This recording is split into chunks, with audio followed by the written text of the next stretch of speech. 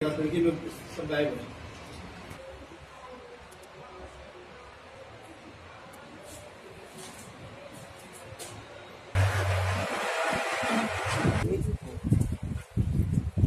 चलेगी 2017 में स्वच्छ सर्वेक्षण के बाद जो अपने शहर में सार्वजनिक शौचालय सीटीपीटी अपन जो बोलते हैं उसका रिपेयर का काम बड़े पैमाने में किया था, क्योंकि स्वच्छ सर्वेक्षण में और स्वच्छ भारत अभियान में ही ये अपने को योजना के अंतर्गत जो 14वां वित्त आयोग आया है उसके जो निधि है उपलब्ध, उसमें से